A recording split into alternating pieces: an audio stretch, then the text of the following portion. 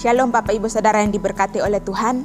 Pada sore hari ini kita kembali lagi dalam Katekismus yang ke-96 dengan pertanyaan, apa perjamuan kudus itu? Saya ulangi sekali lagi, apa perjamuan kudus itu? Nah, perjamuan kudus yang pertama, suatu sakramen di mana dengan memberi dan menerima roti dan anggur sesuai dengan ketetapan Kristus, kematiannya diberitakan. Nah, yang kedua, orang-orang yang menerima dengan cara yang layak dijadikan bagian di dalam tubuh dan darahnya. Yang ketiga, mereka mendapatkan makanan rohani dan bertumbuh di dalam anugerah Tuhan. Nah, Bapak Ibu Saudara yang diberkati oleh Tuhan, ada 3 hal yang akan kita pelajari melalui Katekismus yang ke-96.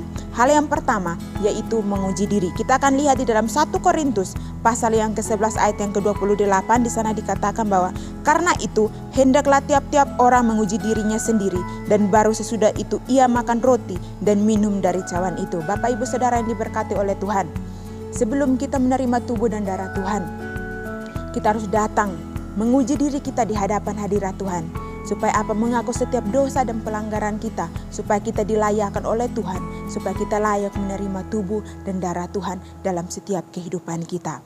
Nah, hal yang kedua yaitu berbicara tentang perjamuan. Bapak Ibu Saudara yang diberkati oleh Tuhan, kita sama-sama lihat di dalam Lukas pasal yang ke-22 ayatnya ke-19 sampai ayatnya yang ke-20. Saya mulai dari ayat yang ke-19.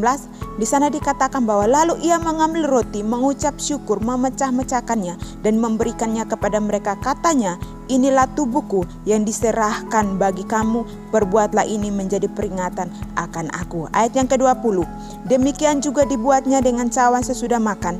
Ia berkata, cawan ini adalah perjanjian baru oleh darahku yang ditumpahkan bagi kamu. Nah, melalui hal yang kedua ini yaitu berbicara tentang perjamuan. Bapak Ibu Saudara diberkati oleh Tuhan, kita tahu bersama bahwa perjamuan berbicara tentang perjamuan kudus, di mana kita datang atau menerima tubuh dan darah Tuhan. Itu menjadi sebuah peringatan supaya apa? Kita mengingat kembali lagi pengorbanan Tuhan di atas kayu salib yang memberikan keselamatan itu kepada setiap kita orang-orang percaya.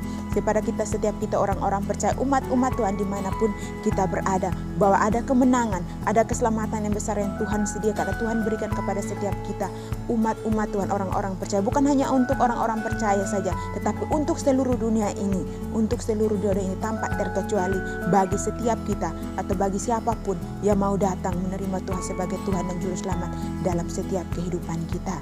Nah, hal yang ketiga yaitu ucapan syukur orang percaya. Kita lihat di dalam 1 Korintus pasal yang ke-10 ayat yang ke-16. Di sana dikatakan, bukankah cawan pengucap syukur yang atasnya kita ucapan syukur adalah persekutuan dengan darah Kristus? Bukankah roti yang kita pecah-pecahkan adalah persekutuan dengan tubuh Kristus? Nah, melalui hal yang ketiga itu ucapan syukur orang percaya itu, Bapak Ibu Saudara diberkati oleh Tuhan, sesudah kita menerima tubuh dan darah Kristus, mengingat kembali kematian Tuhan di atas kayu salib menebus kita, memberikan kemenangan kepada kita, bahwa kita datang, bahwa kita yang tidak layak menerima keselamatan itu Tuhan melayakkan kita, dan Tuhan memberikan kemenangan yang begitu besar dalam setiap kehidupan kita, memberikan keselamatan kepada setiap orang-orang percaya itu, kepada siapapun dimanapun kita berada. Maka dari itu kita mengucap syukur buat anugerah Tuhan, penyertaan Tuhan, keselamatan Tuhan yang begitu luar biasa yang Tuhan berikan dalam setiap kehidupan kita. Nah, Bapak Ibu Saudara yang diberkati oleh Tuhan, melalui Katekismus yang ke-96 ini berbicara tentang apa itu perjamuan kudus. Kita mau belajar bahwa hal yang begitu luar biasa yang Tuhan berikan dalam setiap kehidupan kita, bahwa keselamatan, kemenangan yang kita terima orang-orang percaya dimanapun kita berada. Maka dari itu mari kita terus mengandalkan Tuhan dalam setiap langkah kehidupan kita, percaya bahwa penyertaan Tuhan, perlindungan Tuhan terus ada dalam setiap kehidupan kita. Nah, terima kasih, Tuhan Yesus memberkati.